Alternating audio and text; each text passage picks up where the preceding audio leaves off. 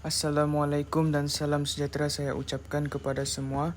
Yang saya hormati Puan Inurni binti Sati, pensyarah bagi subjek pengantar pengajian pendidikan GPP 1042. Hari ini saya akan membentang aspirasi dan hala tuju sistem pendidikan di Malaysia dan implikasinya terhadap pendidikan. Baiklah, sebelum saya mula, saya akan memperkenalkan diri saya. Nama saya Muhammad Zairul bin Zainal. Saya merupakan pelajar daripada unit PPS MP BMS K2, ambilan Ogos 2024, keluaran Julai 2029.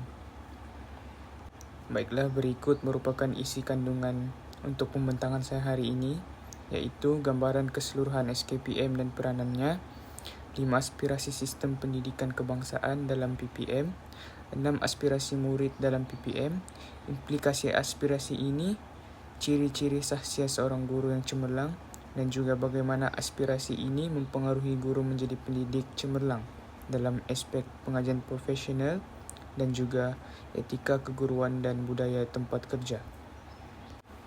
Baiklah, untuk isi yang pertama iaitu gambaran keseluruhan SKPM. SKPM ataupun Standard Quality Pendidikan Malaysia merupakan instrumen penilaian kendiri yang diperkenalkan oleh Kementerian Pendidikan Malaysia untuk menilai dan memperbaiki kualiti pendidikan di sekolah-sekolah yang ada di dalam Malaysia. SKPM juga dijadikan panduan bagi pihak sekolah dalam mengoperasikan institusi mereka mengikut standard yang ditetapkan dalam SKPM untuk meningkatkan prestasi dan kualiti pendidikan. SKPM juga menekankan penilaian terhadap aspek-aspek seperti kepemimpinan sekolah, pengurusan organisasi, pengurusan kurikulum, ko-kurikulum, hal ehwal murid dan kualiti pengajaran dan pembelajaran.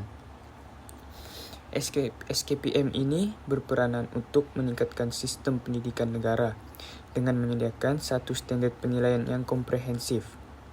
Ia akan membantu sekolah untuk melaksanakan penilaian kendiri secara sistematik dan juga mengenal pasti bidang yang memerlukan penambahbaikan dan merancang strategi yang efektif untuk mencapai kecemerlangan pendidikan. Baiklah, untuk isi seterusnya ialah 5 aspirasi sistem pendidikan kebangsaan dalam PPPM. PPPM itu merupakan pelan pembangunan pendidikan Malaysia. Aspirasi yang pertama ialah akses. Akses ini akan menjamin 100% penglibatan murid melalui semua peringkat pendidikan daripada prasekolah sehinggalah sekolah menengah atas menjelang 2020 untuk memastikan murid mendapat peluang pendidikan yang sama. Untuk aspirasi yang kedua pula ialah kualiti. Hal ini adalah untuk menempatkan Malaysia dalam kelompok sepertiga teratas dalam pentaksiran antarabangsa seperti TIMSS dan PISA dalam tempoh 15 tahun yang akan datang untuk menunjukkan komitmen terhadap peningkatan standard pendidikan negara. Dan aspirasi yang seterusnya ialah equity. Hal ini adalah untuk mengurangkan jurang pencapaian pendidikan sebanyak 50%, merentasi pelbagai dimensi bandar dan luar bandar, sosioekonomi dan gender menjelang tahun 2020. Hal ini untuk memastikan keadilan dalam peluang pendidikan. Aspirasi yang seterusnya ialah perpaduan. Perpaduan sistem pendidikan yang menawarkan perkongsian pengalaman dan nilai kepada kanak-kanak dengan menghargai kepelbagaian untuk memupuk perpaduan nasional melalui pemahaman dan penghargaan terhadap perbezaan budaya dan etnik. Seterusnya ialah kecekapan untuk keberhasilan murid yang mengikut peruntukan sedia ada, memastikan sumber yang digunakan dalam sistem pendidikan dan memberikan pulangan yang optimum dalam bentuk pencapaian murid. Kelima-lima aspirasi tadi saling berkaitan dalam usaha membentuk sistem pendidikan yang holistik, inklusif dan berdaya saing di peringkat antarabangsa. Baiklah, seterusnya kita beralih kepada 6 aspirasi murid dalam PPPM. PPPM menggariskan 6 aspirasi utama bagi setiap murid selaras dengan matlamat untuk melahirkan individu yang holistik dan seimbang. Antara aspirasi tersebut ialah pengetahuan. Murid perlu menguasai kemahiran literasi dan numerasi sepenuhnya serta mata pelajaran teras seperti bahasa Melayu, bahasa Inggeris, sains, matematik, dan sejarah. Murid juga digalakkan memperoleh pengetahuan yang lebih dalam bidang lain seperti seni, muzik, sukan, dan sebagainya. Aspirasi seterusnya ialah kemahiran berfikir. Kemahiran berfikir akan mendorong murid untuk mengembangkan kemahiran kognitif termasuk pemikiran kritis, kreatif, dan inovatif. Hal ini bertujuan untuk melahirkan individu yang mampu menyelesaikan masalah, membuat keputusan yang bijak, dan berfikiran terbuka dalam menghadapi cabaran dalam masa hadapan. Untuk aspirasi seterusnya ialah kemahiran memimpin. Aspirasi ini mengutamakan setiap murid diberi peluang untuk membangunkan kemahiran kepimpinan dalam diri mereka melalui penglibatan aktiviti kokurikulum dan program pembangunan diri. Aspirasi ini akan membantu mereka untuk membina keyakinan diri, menjadikan mereka lebih tanggung jawab, dan juga mengasah keupayaan untuk memimpin serta bekerja sama dalam pasukan. Untuk aspirasi seterusnya ialah kemahiran dui bahasa. PPPM ataupun Pelan Pembangunan Pendidikan Malaysia menekankan kepentingan penguasaan bahasa Melayu dan juga bahasa Inggeris yang baik. Keupayaan berkomunikasi dengan efektif dalam kedua-dua bahasa ini akan membolehkan murid bersaing di peringkat global dan juga boleh berinteraksi dengan pelbagai budaya. Untuk aspirasi seterusnya pula ialah etika dan kerohanian. Etika dan kerohanian ini bermaksud pendidikan nilai etika dan kerohanian diterapkan bagi membentuk murid yang berintegriti, berakhlak mulia, dan juga mempunyai kompas moral yang kukuh. Ini penting untuk melahirkan warga negara yang bertanggung jawab dan beretika tinggi. Untuk aspirasi yang terakhir ialah identiti nasional.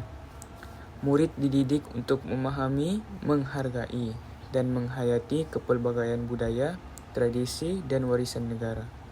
Ini bertujuan untuk memupuk semangat patriotisme dan perpaduan dalam kalangan rakyat Malaysia. Keenam aspirasi tadi saling melengkapi dalam usaha membentuk individu yang bukan sahaja cemerlang dari segi akademik, tetapi juga memiliki sahsia yang terpuji dan juga bersedia menghadapi cabaran dunia yang semakin kompleks. Baiklah, untuk isi yang seterusnya ialah implikasi aspirasi ini terhadap struktur dan kualiti pendidikan di Malaysia serta pembangunan murid. PPPM ini memberikan impak yang signifikan terhadap struktur dan kualiti pendidikan di Malaysia serta pembangunan murid secara holistik. Antara implikasi yang pertama ialah penyesuaian kurikulum. Kurikulum nasional disemak semula untuk memasukkan elemen yang menekankan pengetahuan, kemahiran berfikir, kepimpinan, dui bahasa, etika dan identiti nasional. Hal ini adalah untuk memastikan murid menerima pendidikan yang seimbang dan relevan dengan keperluan semasa. Implikasi yang seterusnya ialah peningkatan kualiti guru. Guru dilatih untuk mengaplikasikan pendekatan pengajaran yang menggalakkan pemikiran secara kritis, kreativiti, dan kepimpinan dalam kalangan murid. Latihan profesional yang berterusan diberikan kepada guru untuk memastikan guru mampu memenuhi standard pengajaran yang tinggi. Seterusnya pula ialah pengukuhan pengajaran dui bahasa. Program dui bahasa diperkenalkan untuk meningkatkan penguasaan bahasa Melayu dan bahasa Inggeris dalam kalangan murid. Hal ini membolehkan mereka berkomunikasi dengan efektif di peringkat global. Untuk implikasi yang seterusnya pula ialah pembangunan etika dan kerohanian. Aktiviti kurikulum dan program nilai yang diadakan di sekolah diterapkan untuk membentuk sahsia murid yang beretika, berintegriti, dan juga mempunyai nilai moral yang tinggi. Untuk implikasi yang terakhir pula ialah pemupukan identiti nasional. Kurikulum dan aktiviti sekolah adalah dirancang untuk memupuk semangat patriotisme dan kefahaman mendalam tentang budaya serta sejarah Malaysia untuk memperkukuhkan perpaduan dan keharmonian antara kaum. Secara keseluruhannya, 6. Aspirasi murid dalam PPM mendorong transformasi sistem pendidikan Malaysia ke arah yang lebih inklusif dan berkualiti, dengan fokus kepada pembangunan murid yang seimbang dari segi intelek, emosi, rohani dan jasmani. Baiklah, berikut merupakan ciri-ciri sahsia seorang guru yang cemerlang. Seorang guru yang cemerlang memiliki sahsia yang terpuji dan akan menjadi contoh kepada murid dan masyarakat. Antara ciri-ciri tersebut ialah berakhlak mulia.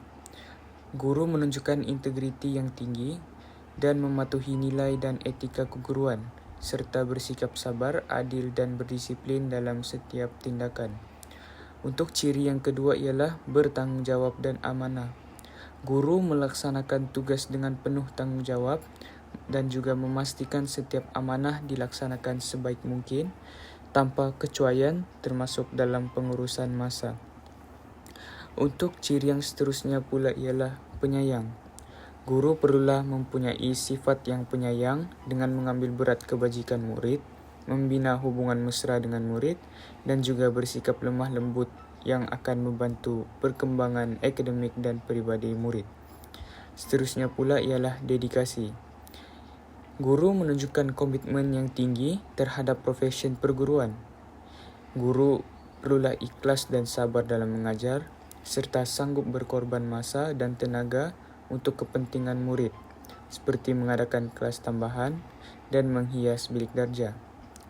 Ciri yang seterusnya pula ialah berpengetahuan dan berkemahiran. Guru perlulah menguasai bidang pengajaran dengan mendalam, sentiasa meningkatkan ilmu pengetahuan dan juga menggunakan kepelbagaian kaedah pengajaran yang kreatif dan berkesan untuk menarik minat murid. Untuk ciri yang seterusnya pula ialah komunikasi yang berkesan. Guru perlulah mampu berkomunikasi dengan jelas, padat dan logik, serta menggunakan bahasa yang positif untuk mengiktiraf dan menghargai murid. Hal ini akan mewujudkan suasana pembelajaran yang kondusif. Untuk ciri yang seterusnya pula ialah kreatif dan inovatif. Apa itu kreatif dan inovatif? Kreatif dan inovatif ini ialah guru perlulah menggunakan pelbagai teknik pengajaran, termasuk teknologi, untuk menjadikan pembelajaran lebih menarik serta relevan. Ia akan mewujudkan suasana pembelajaran yang terbuka dan bercerita. Untuk ciri yang terakhir ialah pengurusan kelas yang baik. Guru perlulah mampu mengawal tingkah laku murid dengan memberi respon positif. Guru juga perlu memberi perhatian kepada semua murid dan sentiasa aktif dalam bilik darjah. Hal ini adalah untuk memastikan persekitaran pembelajaran yang teratur. Ciri-ciri yang dinyatakan tadi adalah penting untuk membentuk seorang guru yang cemerlang, yang mampu mendidik dan membimbing murid ke arah kecemerlangan akademik dan sahsia. Baiklah, seterusnya ialah bagaimana aspirasi tadi mempengaruhi guru menjadi pendidik yang cemerlang dari segi pengajian profesional dan juga budaya tempat kerja. Aspirasi ini secara langsung mempengaruhi peranan guru dalam aspek pengajian profesional, etika keguruan dan budaya tempat kerja. Baiklah, dari segi pengajian profesional yang pertama ialah pengetahuan dan kemahiran berfikir. Seorang guru perlulah menguasai strategi pengajaran yang menggalakkan pemikiran kritis dan kreatif dalam kalangan murid. Hal ini memerlukan seorang guru untuk sentiasa meningkatkan pengetahuan profesional melalui latihan yang berterusan dan pembelajaran sepanjang hayat. Seterusnya ialah pula kemahiran memimpin. Guru berperanan sebagai pemimpin di dalam bilik darjah dan komuniti sekolah. Seorang guru perlulah menunjukkan kepimpinan yang efektif untuk membimbing murid dalam aktiviti co-curriculum dan menjadi model peranan yang positif. Dari segi etika keguruan, kemahiran dwibahasa, penguasaan dwibahasa oleh murid menuntut guru untuk menunjukkan profesionalisme dalam pengajaran kedua-dua bahasa untuk memastikan keadilan dan kualiti dalam penyampaian ilmu tanpa mengira latar belakang murid. Dari segi budaya tempat kerja pula ialah yang pertama, identiti nasional. Seorang guru perlulah memupuk semangat patriotisme dan menghormati kepelbagaian budaya dalam kalangan murid-muridnya. Hal ini memerlukan kerjasama erat antara guru dan juga komuniti sekolah, serta penerapan budaya kerja yang inklusif dan juga menghargai perbezaan. Budaya ini akan menjadikan aspirasi murid menuntut guru untuk mengamalkan budaya kerja yang cemerlang, termasuk bekerjasama dengan rakan sejawat, ibu bapa dan masyarakat, serta menunjukkan komitmen yang tinggi terhadap profesi perguruan. Secara keseluruhannya, dapat kita simpulkan aspirasi murid dalam PPPM ini ataupun Pelan Pembangunan Pendidikan Malaysia menuntut guru untuk sentiasa memperkasa diri dalam aspek profesionalisme, mengamalkan etika perguruan yang tinggi dan juga membentuk budaya tempat kerja yang positif. Hal ini bukan sahaja meningkatkan kualiti pendidikan, tetapi secara tidak langsung juga memastikan pembentukan murid yang seimbang dari segi intelek, emosi, dan sosial. Itu saja dari saya. Sekian, terima kasih. Dan berikut merupakan rujukan yang saya gunakan sepanjang membuat slide pembentangan ini.